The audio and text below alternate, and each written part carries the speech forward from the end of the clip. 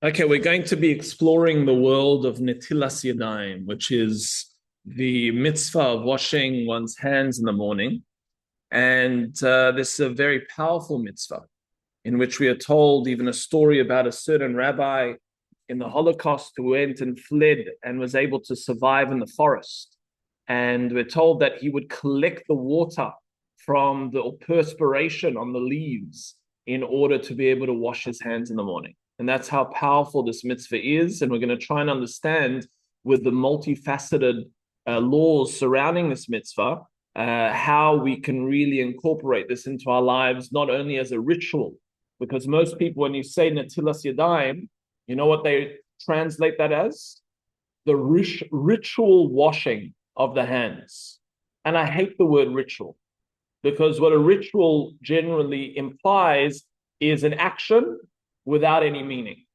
So what we're going to try and do is discover the meaning behind the action, try and incorporate what this action represents in our lives, and at the same time try and unpack all of these laws associated with this action that generally people don't understand. So before we go into the sources, let's try and unpack what these halachas require. So we know when a person wakes up in the morning, there's a requirement that they, guys, if you can, I would love you to be closer. I can see your faces, and there's an energy that emanates from your face. So if you have the capacity to come closer, if you find the radiant energy, yeah, that's super close. But we can't complain. We can't complain. So let's try and understand, my friends. Person wakes up in the morning, there's an obligation to wash their hands. Now, we're not washing our hands with soap. At this point in time, we're not saying that one shouldn't wash their hands with soap. But what do you do? What do you do in the morning? How do you wash your hands in a halachic way, in a Jewish way, in a ritual way? What are you meant to do? So we're told that a person should really have the water next to their bed, and they should wash their hands, ideally. If there are complications around having it next to your bed and the water can spill over and create a lot of complexity, then one can have the washing transpire in their bathroom, provided they don't have to leave their home to wash their hands. But as long as they're washing their hands immediately upon waking up, and the way to wash our hands is you have a vessel and you wash your hands in a intermittent way. So you start off by picking it up with your right hand, passing it to your left hand, and then you wash your right hand first, left hand, right hand, left hand, right hand, left hand. How many times? 3 times. According to the Vilna Gaon, should do a 4th time, okay? But we'll stick with the understanding of 3 times at this point in time. And the question is why? Why is it that you have to wash your hands? What does water achieve? Why do you have to do it so quickly in the morning, to the extent that I haven't brought it down in the sources, that it says that a person who touches an orifice, their eyes or their nostrils or their ears, or they just walk around with the hands that haven't been washed, it creates such negative force in a person's life that it could destroy the entire orifice. Now, you don't generally see people suffering from this. You don't go to the doctor and a person has an eye infection and the doctor says, oh, you must be not washing your hands in the ritual way in the morning. So obviously we understand it's more so referring to a spiritual defect that starts to come into those spaces. But let's try and understand what is going on here. How does washing hands in the morning create any particular energy of substance? So we're going to see first the Gemara in Shabbos. The Gemara tells us, Rab Nosson Omer, Bas choirin hi zoi, umakapedes ad sheyirchoitz yadav sholosh pamim. There's a Bas choirin hi, there's an evil spirit. It's referred to as a feminine energy here. We'll have to understand why it's particularly referred to as a feminine energy. And this energy is makpedes. It's very, very particular, and it doesn't leave. It's a stubborn force that doesn't leave. Ad sheyirchoitz yadav shalosh pamim, until you wash your hands 3 times. Okay, that's the Gemara. Comes along the Shulchan Aruch and tells us Yidaktek la'arois aleim mayim gimel palmim. The person has to be very particular to pour upon their hands 3 times with water, lahavir, to remove something called ruach ra, negative energy. Okay, person has to pour 3 times upon their hands in order to remove negative energy, sheshoire aleim, that is upon that person. Now, where does this energy come from? What energy we're talking about? There was a certain individual, and you can almost feel this sometimes in yourselves if you're accustomed to washing your hands. Certain rabbis can feel an energy in your hand. There's an energy that's left there, spiritual energy. Where does it come from? What does it represent? So we're going to discover the answer to that question. Let's see what the Ben Yohada explains to us is the reasoning behind why, if you don't wash your hands in the morning, you have a negative energy. Where does this energy come from? So listen to what he says. We're on the next page here, on page 3. Nirali b'siyata d'shmaya, api masham rabbeinu Arizal. He's quoting the Arizal be'etz hachaim. Di'ikar achizas aklipois hu b'shlosha sfirois atachtoinos shebekol oilam v'oilam. What we're finding here is the answer to the following question. And probably we should give a preface to this source before we go into it. Where does this energy come from? Anyone know? Yes, Mark. It comes from death. So when a person's soul, the person goes to sleep at night, their soul leaves their body. The lower part of their soul, which is their nefesh, which is their physical vitality, is still there. But the upper levels of their soul leave. Parts of those, or those upper levels of souls, leave. Now, what happens when those souls leave? Mark is telling us there's a taste of death. Now, what's death? Death is a vacuum. And what the Shemesh Shmuel explains is that when there is a vacuum of spiritual energy, it gets filled with impure energy. He gives an example of that. Imagine you have a nice jar of honey, and you empty out that jar of honey and you leave it out, and it's got all this sweet substance on the outside. Leave it outside. What's going to happen when you come back there the next day? Probably filled with bugs. Depends on the area, but it gets filled with bugs. It attracts all the ants, attracts all the bugs. Same too, when a person's soul leaves their body at night to be re-energized, what happens is there's a vacuum. There's an open space. And that open space gets filled with impure energy. It comes into them, and that when the soul returns, that energy leaves, but it leaves a remnant in the fingers and in the hands, which I have to understand why.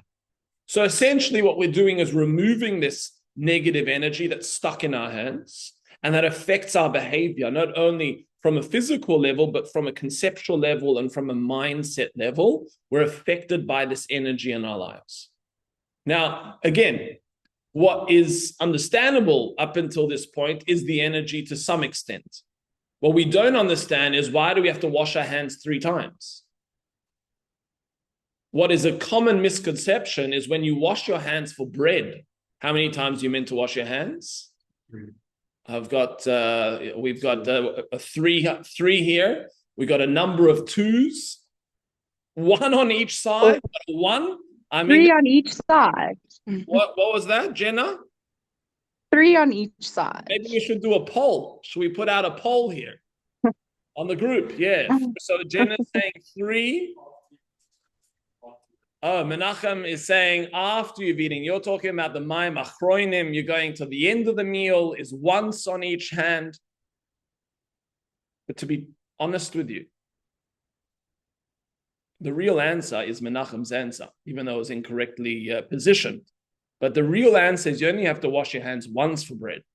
Now, we wash our hands twice in order to remove any partitions that are on our hands.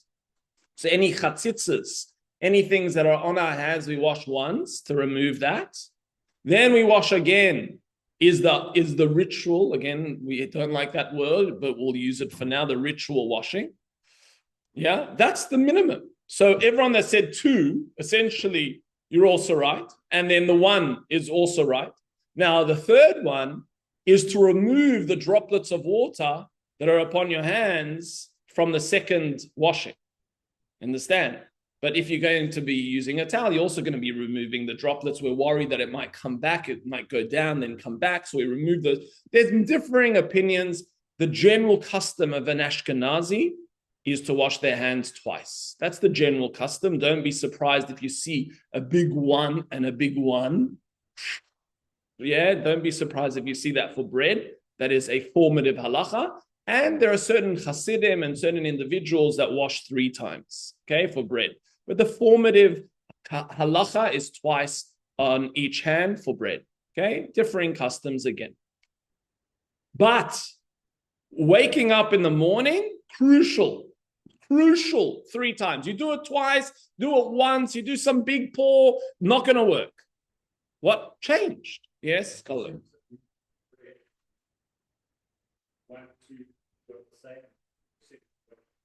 Oh, Colin's asking another very good question. What's the deal here that we have to create so much confusion and require when you wash in the morning, you wash alternate hands? When you wash for bread, what do? You have to wash it in order. 1, 2, 1, 2. Looking at me strangely there, Rebeitan. So that's the halacha. 1, 2, 1, 2 for bread. But intermittent, alternate hands upon waking up. What's the deal? Why? It's a different tumah. We'll have to see what this is. Are we connoisseurs in tumah now? Nice. You're mentioning something very good. Okay. Good. We're going to see. We're going to see. But it's a good question. Why is one alternating and the other has to be in order? What about after the bathroom? So after one goes to the loo, do you have to wash your hands? So the basic halacha for that is, yes, you should definitely wash your hands for hygienic reasons with soap. Soap. Do you have to wash ritually? No. There are those that are cautious for the energy in a bathroom and they tend to say you should wash with, the additional washing, but technically speaking, one washing is sufficient to remove any forms of dirt and impurity associated with dirt. Okay, so what we've done here, which is not really the focus of tonight, the focus of tonight is why washing your hands in the morning, but we'll categorize for everyone 3 types of washing.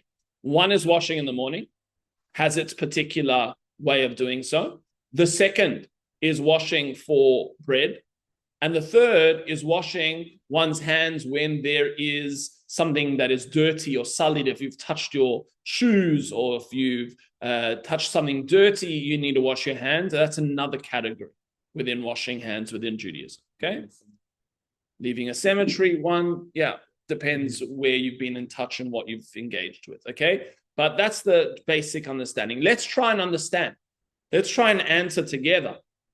What is 3 times? Why 3? And we saw that very particularly specified in the Gemara. You don't do it 3 times, and the Shulchan Aruch, boy, don't do it 3 times, doesn't work. So Ben Yoada tells us like this. He says that the Ikar Achizas HaKlipois hu b'shloisha sfiros hatachtoinos shebechol oilam v'oilam. He says that this energy force is able to latch on. And it latches on in 3 particular places. And what he refers to those 3 particular places are the lower levels of the spheres. So the physical part of self, then what we refer to as Malchus, then Yesoid and Hoid. These are lower elements of self, okay? The lower quadrants of spiritual energy. But it latches on within those places. As it says, Ragle Yorodas Maves, that the death goes down to the lowest areas. ולכן רוח רש נמשכה מן הקליפוס אינו עיוורס מן הידיים עד שירחצם גמול פעמים כנגד אחיזת הקליפוס ולא ישספירס. So thus, since it's hanging on to the 3 lower spaces, the 3 lower quadrants, you can only detach it once you do it 3 times to wash it off. That's first opinion, first understanding from the Ben Yoada.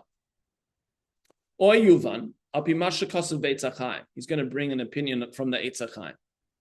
The Ikra Klippas Hem Shloishahem. This might be a little bit more relevant or accessible. Let's see. He says that the main place that spiritual impurity and blockage exists is as is found in the prophet Ezekiel that tells us Shloishahem. He had a prophecy, and what he prophesied was there was a very, very powerful wind, a ruach sa'ara, anan gadol, a massive cloud, and a eish mislakachas, and a flashing fire, lightning. And before he could reach any spiritual awakening, he had to go through the wind, he had to go through the cloud, and he had to go through the flashing fire. And what we see was what the Eitz HaChaim is explaining here is those are the three places of contention in a person's life. Okay, so again, what were they? The wind, then the cloud, then the flashing fire. What do these three things represent? Or what do you think the wind represents? Well, yeah, they're all parts of the soul. Which part of the soul is the ruach? What is the ruach? Emotions, the emotions. So first one, we're washing away all of the emotional blockages. The second one, and also the emotions that are connected to the body. So the desires and all of those elements that are triggering the emotions. Then the next level, that's referred to as the wind. Yeah, it comes and it goes and it blows things around and it moves you in certain directions. Then there's the cloud. What do you think the cloud represents? Your head, very good. You say someone's got cloudy thinking. You know, they're feeling clouded. Where does that come from? So clouded thoughts comes from this space where a person's mind becomes clouded and overthinking and all of those elements. And then the flashing fire. The flashing fire, what do you think that represents? So it goes to a space of chaya, but before a person gets to that space, there's like this spark of fire. There's this flash where a person can get, awestruck, or they don't know how to go to the next level. It's an overwhelming space. Okay, these are the three levels that a person contends with in life. And what we're washing three areas for is to remove the blockages associated with those spaces. So our emotional blockages, our mind blockages, and our consciousness, our inability to be conscious and present. Okay, overwhelmed, not able to just be centered. Those are the three places. Now we've understood why we need to wash 3 times according to this, to these at this point in time. 2 reasons. Inami, there's a third reason. Nami nirali etzbaos hem gimel prokim. If you look at your fingers, you'll see that there are 3 levels to the fingers. There's the lower quadrant, the middle quadrant, and the top quadrant. So those 3 levels require washing. Now, we know certain Kabbalists would actually be able to meditate by looking at their fingers. And in fact, if you look at the makeup of your fingers, you can actually see the 10 sphirot, the 10 spheres in your fingers. We're not going to go into that, but to wash those quadrants obviously represents as well those 3 spaces of blockage. So the first time you wash, you get rid of the lower blockage. Then the second time you wash, you go to the second one, and the final one is the third. Okay, that's what the Ben Yoada is explaining, is why a person washes 3 times, particularly upon waking up in the morning. Okay, any questions so far? All right, so now we're going to try and figure out where does this impurity come from? Okay, so it's all good and well that we spoke about this analogy of feeling a vacuum and then that vacuum being filled with impure energy. But what is this impure energy? And the next question is, why water?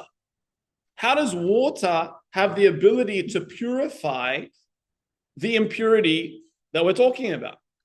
Why not talcum powder? Why not soil? Ashes. Yeah, we spoke about the purification. Whiskey that goes into the mouth, not onto the hands. Yes, what do you say, Mark?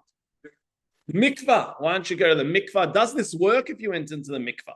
Interesting question. If you dipped in the mikvah 3 times, would this work? Okay, so there's a discussion about that in halacha. If you dip your hand into the ocean 3 times, what we're going to then find out is it needs something called koyach gavra. It needs the strength of a person. So to just have the tap running and then just stick your hands 3 times under the tap, does that work? No, because the tap's running. It's not koyach gavra. There's a bit of a discussion about that, quite a lengthy, in fact, discussion when you switch that on. Did you not cause that water to now flow? Is that called your strength or not? What some suggest, if you don't have a vessel, which is the next requirement, is that it's in a vessel and poured over your hands into another vessel underneath. Why? Why do you need another vessel underneath? Why does it have to be in a vessel going into another vessel? Surely if I just switched on the water and I was like really considering, the water's cleaning off all of these blockages in my hands, surely that should work. Why do I need vessels? Why do I need my strength? That's what we're going to end off with understanding. Okay? But what we're going to do is look at the Zohar. The Zohar tells us a little bit. In fact, it brings to us this classic scenario that we've mentioned, that when you go to sleep at night, your soul departs, and what is left there. So we'll just read it in English here. Every person has a foretaste of death during the night because the Holy Soul then leaves them, and the unclean spirit rests on the body and makes it unclean. However, the soul returns to the body, the pollution disappears, save from the hands which retain it, and thus remain unclear. Hence, a person should not pass his hands over his eyes before washing them. When he has washed them, however, he becomes sanctified and is called holy. Okay? Interesting concept that you've become sanctified. Not only have you removed the negative energy, you have sanctified yourself. That's why the blessing is Netilas Yadayim, which literally means to raise up your hands and sanctify them. So before we get to that understanding of how you reach sanctity, let's understand where this impure energy comes from so we can understand what's blocking us from sanctity. So listen to the deeper teachings of Likutei Halachos Rabbi Nosson, who discusses this in the laws of Netilas Yadayim Shachris. So it's a slightly long piece, so let's see if we can somewhat truncate it for everyone. We'll pick upon some points that he brings here. Listen to how he says this. Balkain.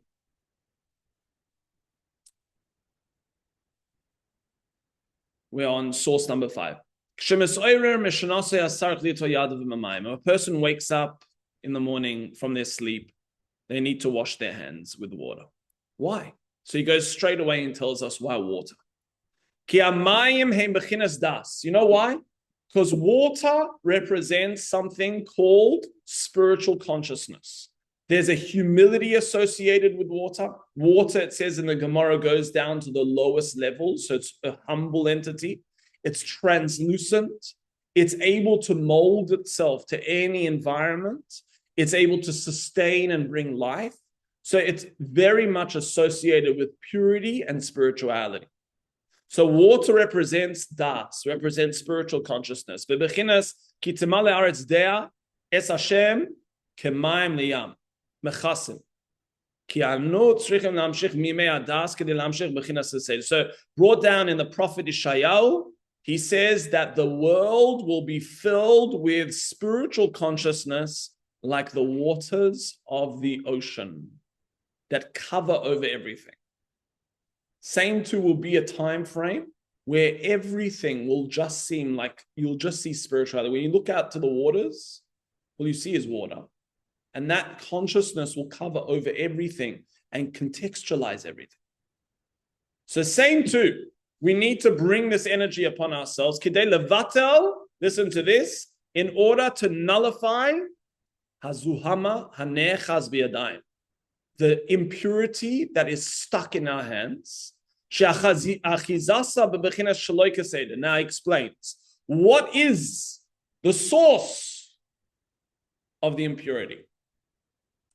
And he uses something called loy kaseder. What's loy kaseder mean? No order. Chaos. Chaos. He says that what brings impurity is chaos. Now, in Kabbalistic terms, what this means is there's two worlds. There's something called the world of tikkun, and there's something called the world of tohu. Tikkun means the world of order, and tohu means the world of disorder. We often see this in the forefathers and juxtaposing those energy forces, where Yaakov represented the world of tikkun, which is the world of order, and then Esav represented the world of tohu, a world of disorder, of chaos. Now, it's discussed in Rav Kook that which is a higher level of spiritual energy. In fact, the higher energy of spiritual energy is chaos. It's got so much energy. It's so, in the voltage levels are so high, it can't contain itself. You know, there's a big discussion that can be developed, you know, around individuals that suffer from ADD and they can't focus. And they turn to all different mechanisms to ground themselves. But it's because their soul comes from such energy forces that it struggles to be contained in the physical realm. Okay, but we won't go into that now. But obviously, when a person goes to sleep, they enter into the realm of chaos. Where does that chaos come from? At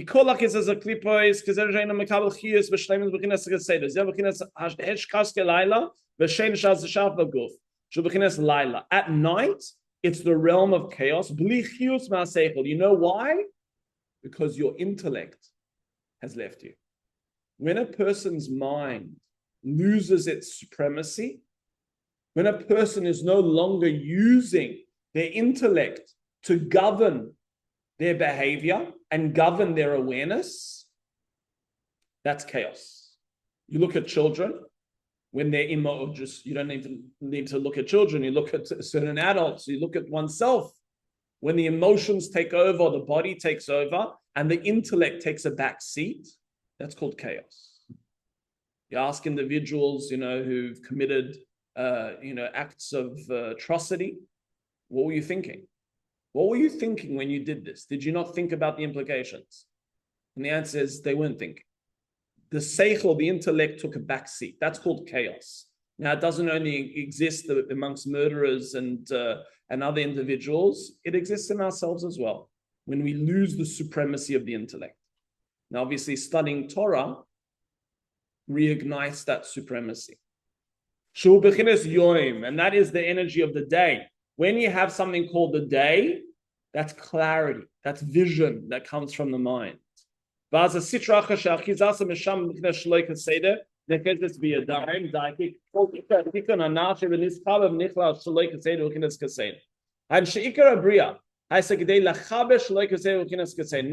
to this. This is going to contextualize the importance of washing one's hands.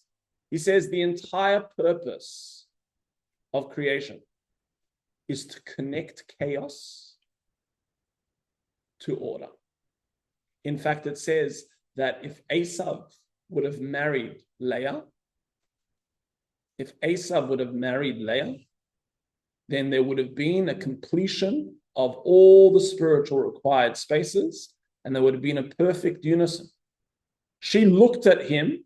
In fact, she was meant to be his wife. She looked at him. That's why she was crying so much. She looked at him and she saw a world of chaos, and she didn't want it. She didn't understand how to deal with that energy. So the purpose is to draw in chaos and connect it to order. That's going to be a vital component in understanding the further laws associated with washing our hands. To nullify all of the chaos, what is Seder again? What is order? is one's intellect and spiritual consciousness. To understand and be conscious of Hashem. At the end of the day, that's the only thing that remains. Listen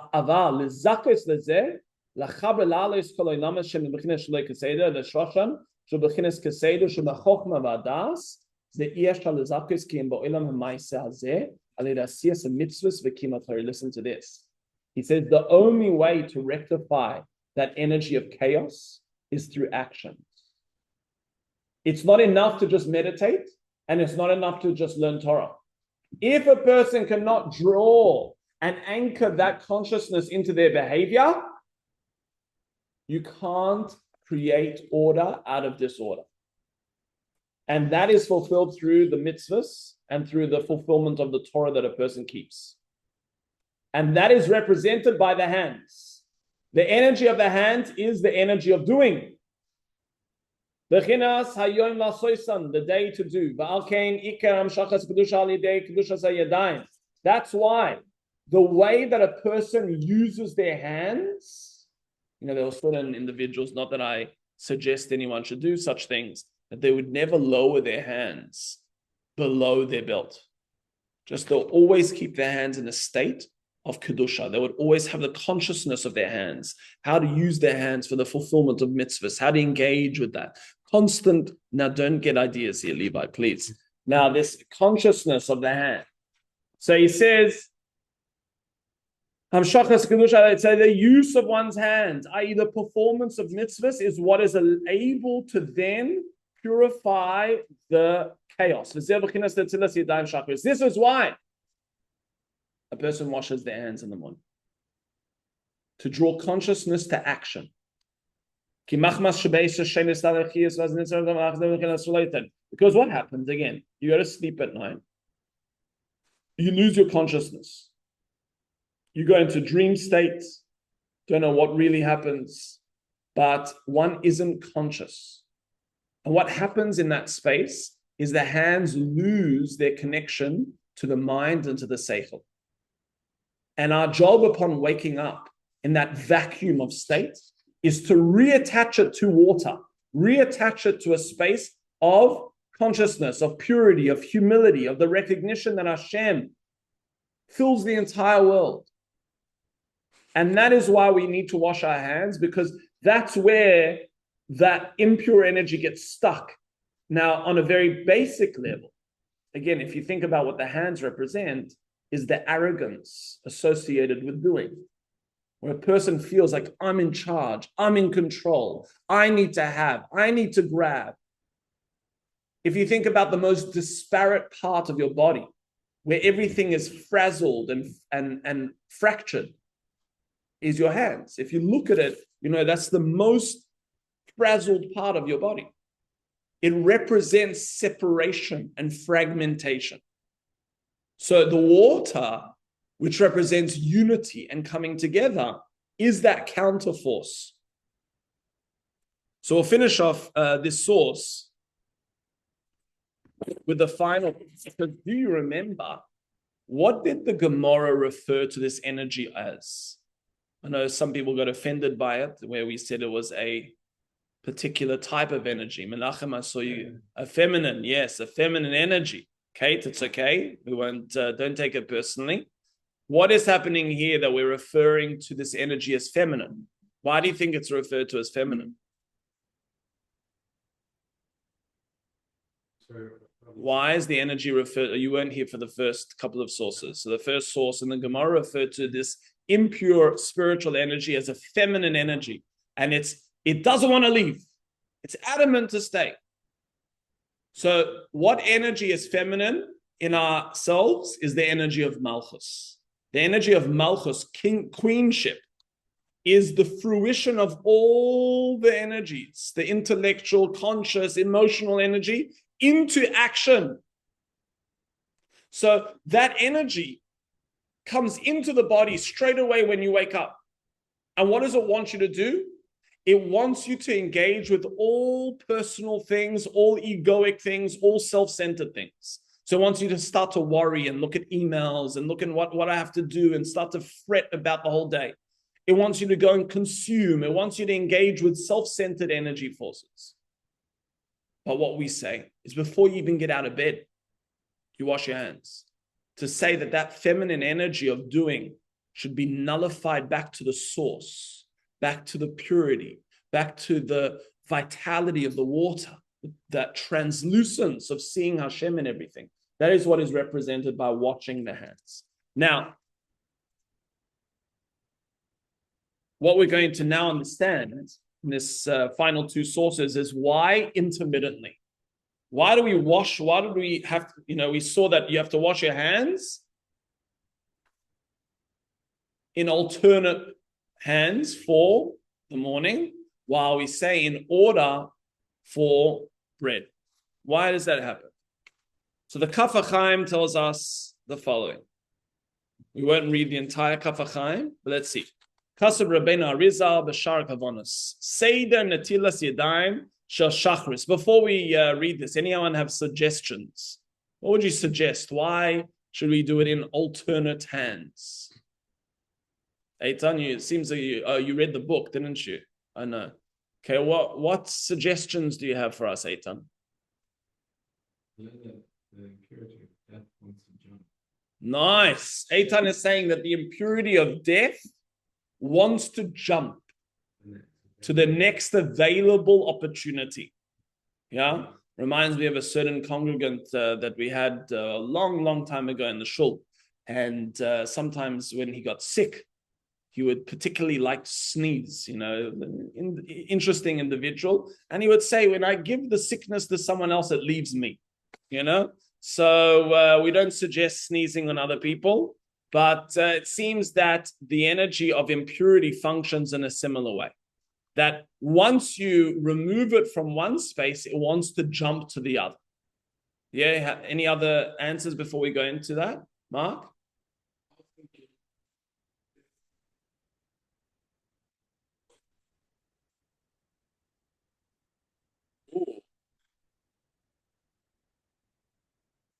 Wow, okay. So Mark is saying there's a somatic type of energy force where a person is almost crossing over left and right. It's almost like a purification or a recalibration of the chesed and the gvura. And you're bringing those two energies back together into the center. That's a really nice answer. Very, very interesting.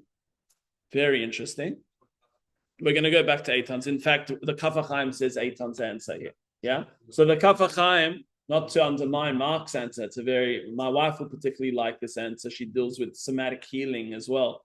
And the crossing over is a very, very powerful space of somatic healing, which we can discuss. But listen to what he says. He writes, Seder Netilas Yadayim Shel Shachris Ina Matchila Yitol HaKli Shel Mayim B'Yadei Yaminis. So he spells it out in a basic level. Pick up the vessel with your right hand, then pass it to your left hand. Then pour from your left to your right. And then, transfer hands, pass or pour from your right to your left. Then the second time, then the third time. Shetircha is called yad v'yad. Make sure you wash your entire hand, and you do it gimel pamim 3 times. V'loy tarchatzeim yachad. Do not do it in one go. Don't be like, you know what, I'm in a rush, so let me just do it in one go. How you'll do it in one go? Maybe you hold the negel vasa with your hand, with your mouth, and you pour it on your hands at the same time, or maybe someone else will do it for you. Maybe that will save you some time. He says, do not do that. And then intermittently. Besirugin. You know why? He says, it's referred to as this princess. He, again, a reference to what the Gemara says is feminine energy called queenship. Umakpedes, vodoileges, vekoifetes. So when you tell her to leave one hand, she jumps to the other. She's very particular, very stubborn. She doesn't want to go. So she jumps to the other hand. until you remove her entirely from there. And if not, then she will not leave. Okay, that is that source. Now, the final source for tonight is the question, or the halacha, you'll notice in source number 7. And I remember learning this a while back with an individual, and we learned this halacha, and they asked me, why?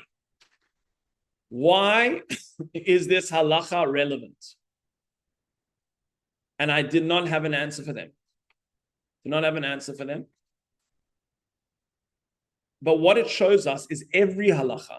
Hopefully you'll see the relevance of it after reading this. But what we need to understand is every halacha, and really this is the purpose of this series, every halacha in Judaism has deep metaphysical reasons. We might not understand them, we might have not studied them. There is nothing that's left to chance, and there is nothing ritualistic about it. It's not like a custom that just developed. Everything has purpose and everything has reason. We just sometimes don't understand the metaphysical realm to the fullest extent to understand the reason. But this is the purpose, to give us a little bit of a taste, a little bit of an insight into the reason. So the halacha, to conclude, says the following. Netilas Yadayim shachris, the washing of your hands in the morning, ein noitlin al gebei karka. Do not wash it on the ground. Eila l'toich kli. Rather, you must wash it into a kli. What's a kli? A vessel. So what is this purpose? Why? So you'll notice, if you look at the halacha, a very pragmatic reason, and that is if you wash your hands into the ground, then someone could walk upon that energy and could be affected by it. So you mustn't even pour it onto the kash. Don't pour it onto your hay, that we have hay today, but don't pour it onto the grass. You must be very careful with this energy. So the deeper reason we're going to see is something brought down in the Zohar again. We won't read it in Aramaic, but listen to what he says here. For this sanctification, 2 vessels are required, one held above and the other placed beneath, so that he may be sanctified by the water poured in his hands from the vessel above. The lower vessel then is the vessel of uncleanliness, receiving as it does the water of contamination, while the upper vessel is a medium of sanctification. The upper one is to be referred to as blessed, the lower one as cursed. It should not be emptied in the house, and no one should come near to it, and no forms of gathering around that energy. Now, why? Again, yes. It should not be emptied in the house, meaning you should not pour it on your floor. Don't use it to sprinkle on the, to use to water the plants. To pour it down the sink is okay, but to pour it over, let's say you're washing your hands in the morning in the kitchen sink, and there are all other plates and cutlery there. So that's a problem. You're going to be pouring that water of impurity over those things is a problem. It's a big issue when it comes to Mayim Achronim, which we could do another series or section on, shiur on, and that is to use the Mayim Achronim, the afterwaters that you were referring to, Menachem, and pour that into a cup that you're going to use later on is a massive problem. It's brought down. You have to wash it 14 times. You have to do a whole thing to it. Very, very big issue. So there's energy associated here. But what I want to end off with is the question, and that is, why from vessel to vessel? Why is there such a particular requirement to wash from an upper vessel to a lower vessel? It's like such an obligation. It's like so specified in the Zohar. It's specified in the Shulchan Aruch. What's the big deal? Vessel upon vessel. What would you guys suggest? Yeah, Mark. You're transferring what?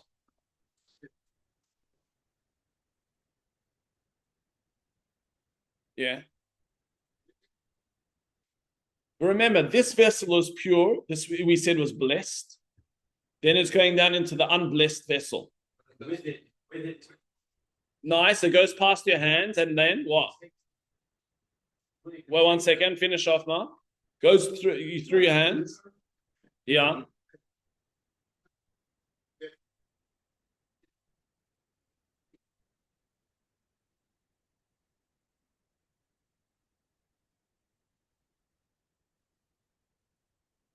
Washing with. But why does it have to go in another vessel? Otherwise, it's not. Yeah, you Capturing it. Okay, I need to capture it. Can't capture it in the toilet or in the. Maybe a toilet is a vessel.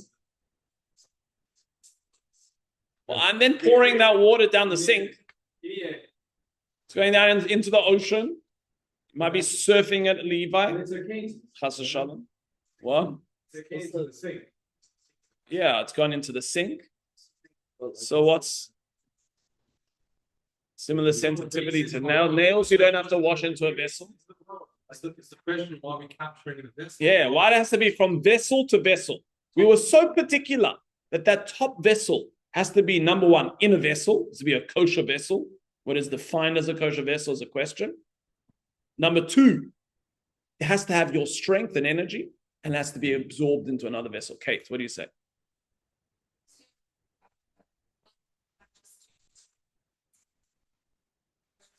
Just flowing out anywhere else. And that's very much associated with one of the answers that's brought there, that you shouldn't pour it out. It shouldn't go everywhere. It should be constricted. But listen to this answer. What did we say based on the Likutei Halachos? Likutei Halachos, Rabbi Nosson said, all of this process is a process of purifying chaos and drawing it back into order. Now, what is the order associated with a vessel? A vessel is all about order. It's all about saying, I've got emotional energy, I've got physical energy, I've got intellectual energy, I've got so much energy, but I need to create a boundary for it. I need to create a healthy vessel for it. And the chaos of night is there's no vessel. So the purification process needs to be one from vessel to vessel. It's almost like that's the overwhelming energy that you're sandwiching in between your hands and the chaos. And that's what creates the purity. When that vessel comes into a vessel and in between is the chaos of your hand. And that's why it needs to be from vessel to vessel. So tonight, what we learned about is where the impure energy comes from. And we've learned that impure energy comes from a lapse of consciousness and a space where a person loses the supremacy of their intellect and their awareness that Hashem is everywhere, is everything, and humbling oneself to that. And that's represented by the nighttime, which is a time of chaos, and it's a time of darkness. It's a time of not having clarity. Then we understood why we need to use water, which water represents that space of spiritual purity and represents the humility and represents the translucence, the das.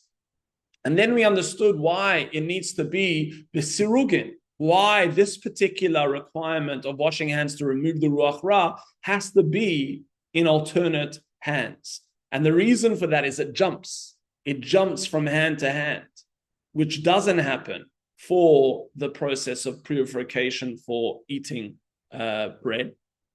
And then we understood why 3 times. 3 times is because there are particular energies. I saw another explanation, and I'll conclude with this particular explanation, that the main process of spiritual evolution, if you want to take any spiritual energy and fix it, if you have a blockage in a particular area, there is something that the Kabbalists bring down called Hachna, Havdalah, Vehamtaka, which means the first one is humbling, the second one is separating, and the third one is purifying or sweetening. And that happens for everything, which means, let's say a person feels an emotional energy. So the first requirement is humbling. They say to themselves, you know what, I'm feeling this, but that doesn't define who I am. That's called humbling. When you obsess and become drawn into that energy and define yourself by it, that's called the ego. When a person humbles themselves and they say, that's not me. I might be feeling it, I might be having that, but that's not me. That's called humbling. The second level is separating. Havdalah. Havdalah is now, who is me? What is me? And that is the deeper, purified sense of consciousness, and that's the expansive self, that's the soul. And then the final level is hamtaka. You draw back that energy of consciousness, and you consciously breathe or draw that energy into the blockage, and you redeem all of the energy that's blocked in that space, almost like taking and rekindling or redirecting that energy that's gone into chaos back into a space of order. And that's really these three energies that we've mentioned as well, which we have to wash off. And then we concluded by speaking about the vessel into another vessel, which represents order, and order sandwiched in between is chaos, and that's what is able to create that purification. Okay, so that's the deeper meanings associated with the mitzvah of washing one's hands, Netilas Yadayim, upon waking up in the morning. And please God, it should bring a lot of sanctification and purification. It should bring order into our lives. It should bring humility. And this is really the way to start off our day. This is how we ended off by saying it leaves you sanctified. Because imagine you start your day off with this consciousness that I'm not my hands, I'm not the doing self, I'm not the blockages in myself, and I'm raising that energy. According to Ashkenazi halacha, you leave the water on your hands when you say Al Netilas Yadayim, and you raise it up above your head to say, I'm taking all of myself, all of the world of chaos, and it's almost like saying, I'll give it up to you, Hashem. Al Netilas Yadayim. I'm giving everything to you, and I'm subjugating myself to that space of consciousness and spirituality. And that's how I start my day off. Yeah, that's the mitzvah of Netilas Yadayim. Any questions? Okay, anyone back that's online here have a question that you would like to engage with? Okay, thank you everyone. Should be with blessing, and thank you for joining us tonight.